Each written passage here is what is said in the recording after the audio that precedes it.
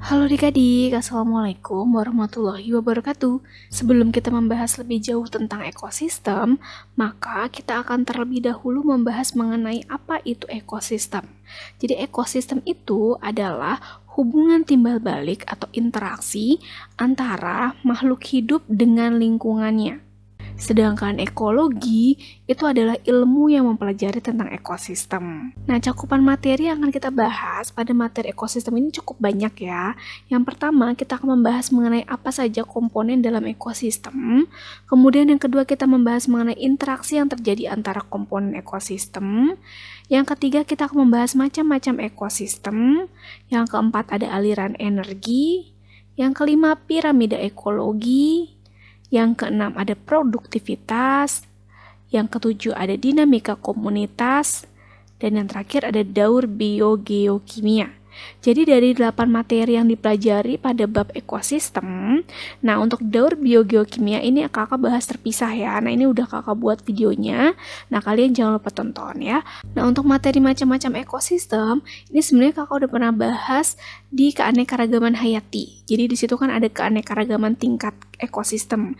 Nah di situ kakak udah pernah bahas, nah tapi kakak buat lagi video tersendiri untuk membahas mengenai macam-macam ekosistem. Jadi di video ini kakak hanya membahas 6 materi ya. Jadi dari komponen dalam ekosistem, interaksinya, kemudian aliran energi, piramida energi, produktivitas, dan dinamika komunitas.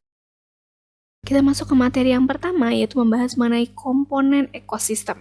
Jadi kalau kita lihat dari pengertiannya, ekosistem itu kan tadi interaksi antara makhluk hidup dengan lingkungan. Sehingga komponen ekosistem pun hanya terdiri dari dua, yaitu ada komponen abiotik. Ingat dalam bahasa Latin, a itu artinya tidak, bio itu artinya hidup.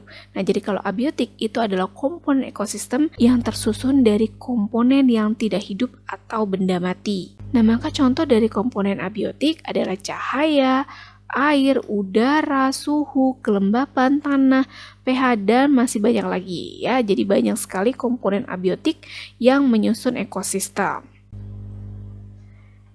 Yang kedua, maka ada komponen biotik. Nah, biotik berarti lawan dari abiotik atau tersusun dari komponen yang hidup. Nah, untuk komponen biotik sendiri nanti dapat dikelompokkan menjadi dua. Ada organisme autotrof dan heterotrof. Nah, mungkin kalian masih ingat ya apa bedanya autotrof dan heterotrof ya. Jadi kalau autotrof itu organisme yang bisa atau mampu berfotosintesis, jadi mampu membuat makanannya sendiri. Sedangkan heterotrof itu adalah organisme yang tidak mampu membuat makanannya sendiri. Sehingga untuk heterotrof ini dapat kita kelompokkan menjadi tiga. Ada konsumen, ada dekomposer, dan detritivor. Nah, untuk konsumen pasti mungkin kalian sudah tahu ya. Jadi ini adalah organisme yang memanfaatkan atau mengambil energinya dari organisme lain. Nah, ada konsumen satu yaitu organisme yang memakan produsen atau tumbuhan. Nah, jadi ini adalah herbivore. Kemudian ada konsumen dua berarti yang memakan herbivore atau memakan konsumen satu, dan seterusnya ada konsumen puncak ya. Sedangkan dekomposer atau pengurai adalah organisme yang fungsinya itu untuk menguraikan zat organik sisa organisme. Jadi ketika organisme mati, misalnya pohonnya mati, hewannya mati, nah sisa organisme yang sudah mati itu kan disebut detritus ya. Dekomposer itu nanti akan menguraikan zat organik yang terdapat di dalam detritus menjadi senyawa atau zat yang anorganik.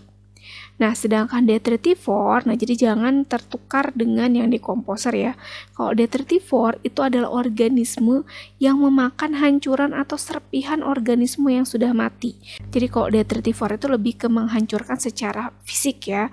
Nah, kalau dekomposer itu kan proses penghancurannya itu secara kimiawi. Nah, maka contoh dari detritivor itu ada cacing. Nah, cacing ini kan makannya serpihan atau hancuran organisme mati, yaitu hancuran daun.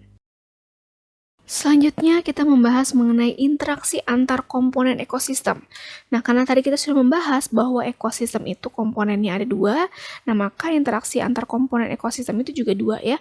Ada interaksi antara sesama komponen biotik dan ada interaksi antara komponen biotik dan abiotik.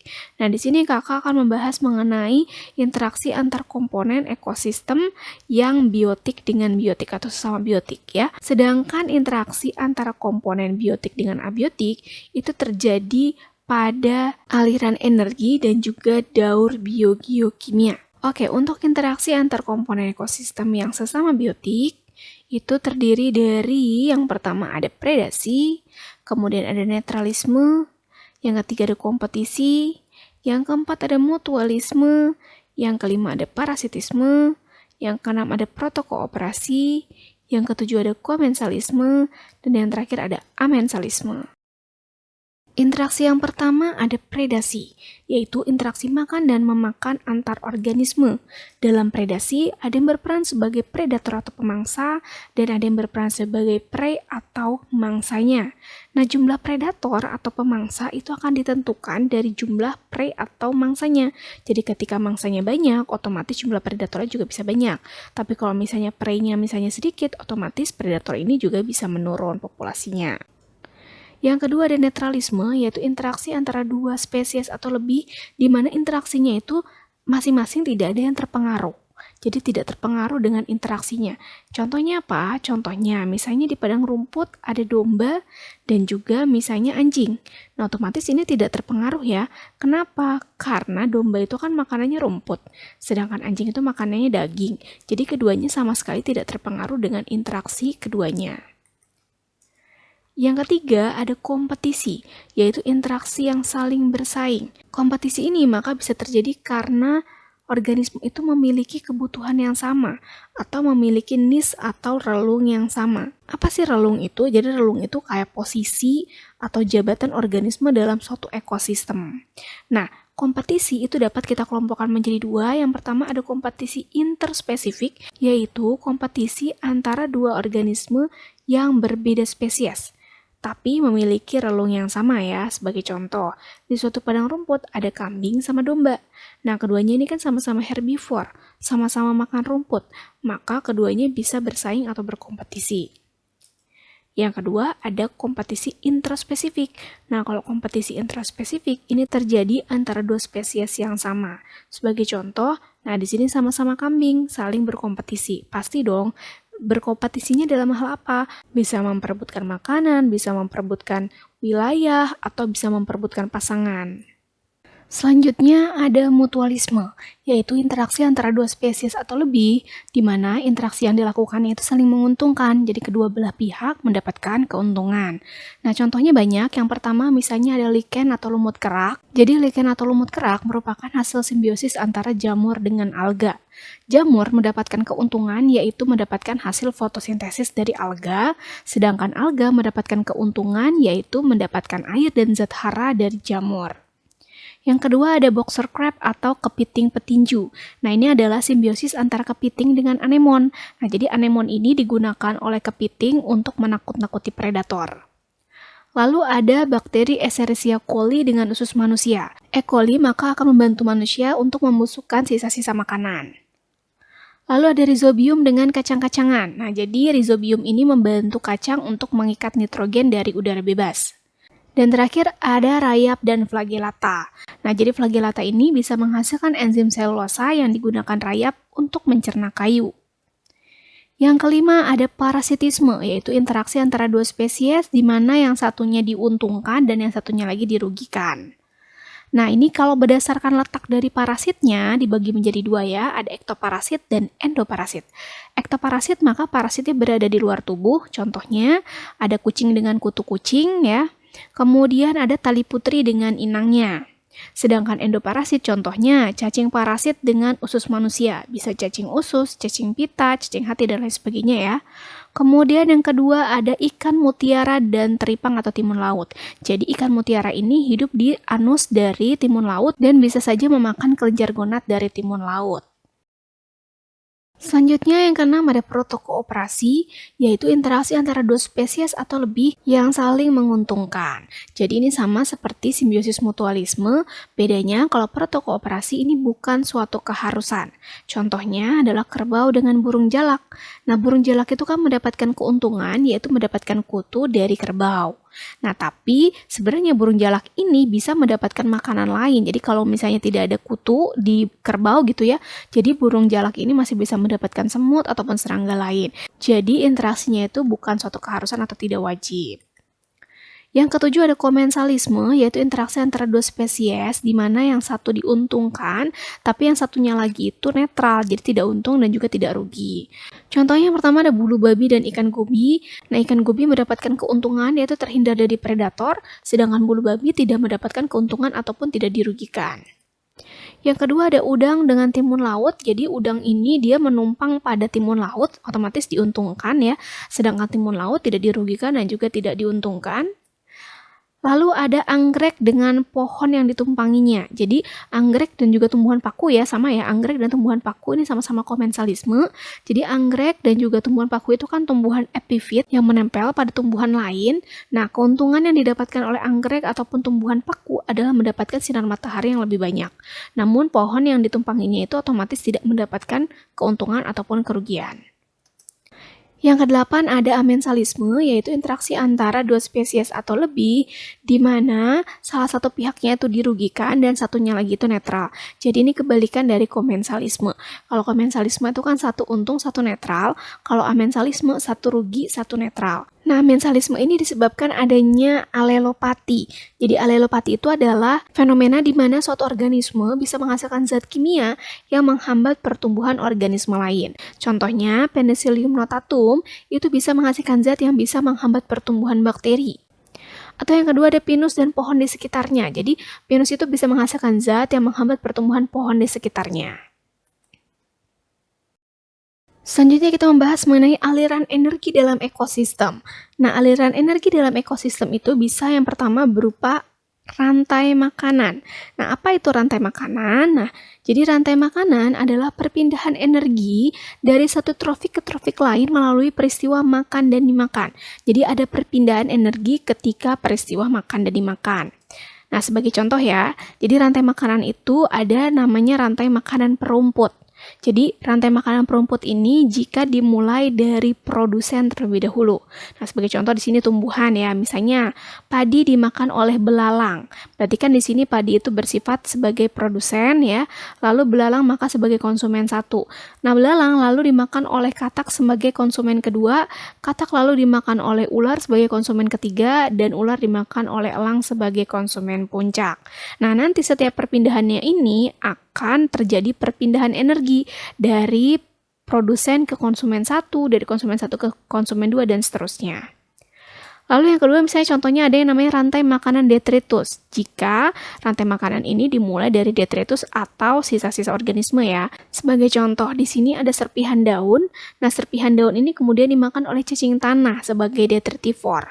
Nah, detritivor lalu dimakan oleh ayam. Misalnya cacing tanah dimakan oleh ayam, ayam lalu dimakan oleh musang. Sama ya, setiap perpindahannya ini nanti akan terjadi perpindahan energi. Bedanya kalau rantai makanan itu nanti satu garis ya, jadi tidak bercabang. Yang kedua ada jaring-jaring makanan. Jadi kalau jaring-jaring makanan itu adalah gabungan dari beberapa rantai makanan yang saling berhubungan. Nah, sebagai contoh ya, di sini misalnya padi atau tumbuhan itu bisa dimakan oleh burung. Selain itu, padi juga bisa dimakan oleh tikus dan juga oleh katak. Maka tumbuhan di sini berperan sebagai produsen, burung, tikus, dan katak berperan sebagai konsumen satu.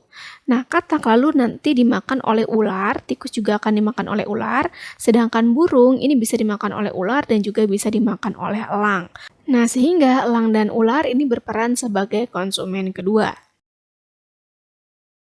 Selanjutnya kita akan membahas mengenai piramida ekologi. Nah, apa itu piramida ekologi? Jadi piramida ekologi adalah susunan tingkatan trofik secara berurutan menurut rantai makanan atau jaring-jaring makanan.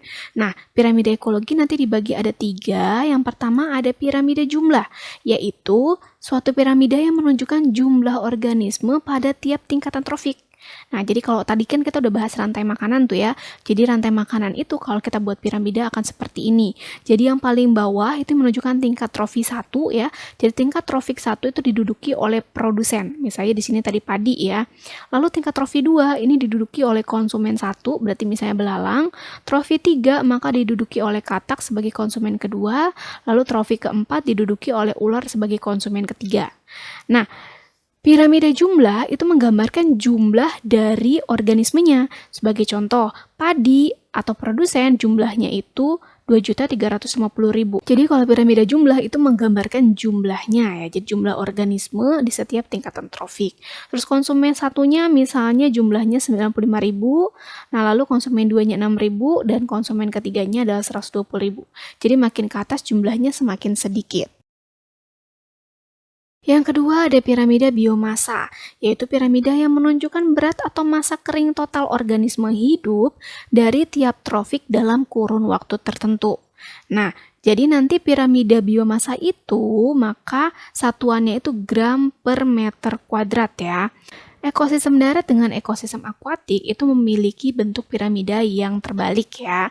Jadi kalau ekosistem darat, jadi kan ini tadi menggambarkan biomasanya ya dari produsen sampai ke konsumen tingkat akhir. Nah sebagai contoh, produsen pada ekosistem darat itu biomasanya 1.500 gram per meter kuadrat. Nah konsumen 1 156 gram per meter kuadrat, konsumen 2 50 gram per meter kuadrat, sedangkan konsumen ketiga 12 gram per meter kuadrat. Nah kalau pada ekosistem akuatik itu justru kebalikannya. Jadi produsennya itu biomasanya lebih sedikit. Sebagai contoh di sini produsen jadi kebalikannya ya. Produsen itu biomasanya lebih sedikit yaitu 12 gram per meter kuadrat, konsumen satunya 50 gram sampai ke konsumen tingkat akhirnya itu 1.500 gram per meter kuadrat. Jadi kalau pada ekosistem darat itu biomasa produsen yang lebih besar, tapi kalau di akuatik justru konsumennya yang memiliki biomasa lebih besar. Selanjutnya ada piramida energi, ini yang terakhir ya, yaitu piramida yang menggambarkan terjadinya penurunan energi pada tiap tingkatan trofik.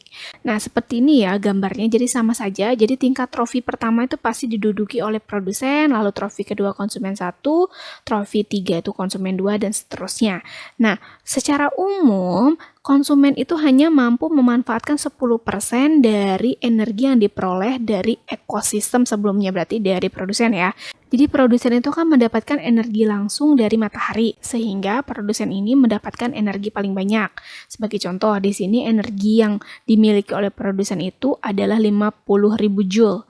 Nah, tingkat trofi 2 atau konsumen 1 itu hanya bisa memanfaatkan 10% dari 50.000 Joule ini. Jadi nanti 10% dari 50.000 Joule itu berarti kan 5.000 Joule ya, itu yang akan didapatkan oleh konsumen 1 atau tingkat trofi 2. Nah, konsumen 2 maka hanya mendapatkan 10% dari 5.000 Joule atau hanya mendapatkan 500 Joule. Nah, sedangkan konsumen terakhir juga mendapatkan 10% dari 500 Joule, maka hanya mendapatkan 50 Joule. Jadi makin ke atas energi yang didapatkannya itu makin sedikit sehingga jumlah organismenya itu juga semakin sedikit. Jadi kenapa sih jumlah konsumen puncak itu sedikit? Ya karena energi yang didapatkannya itu juga cuma sedikit. Jadi udah susah dapat makanannya, energi yang didapatkannya juga semakin sedikit. Nah, sedangkan kenapa produsen itu paling besar? Karena produsen itu mendapatkan energi langsung dari matahari. Selanjutnya kita bahas tentang produktivitas. Jadi apa sih produktivitas itu? Produktivitas itu adalah hasil aktivitas metabolisme organisme berupa pertumbuhan, penambahan, dan penimbunan biomasa dalam kurun waktu tertentu. Nah, produktivitas itu dibagi dua, ada produktivitas primer dan sekunder.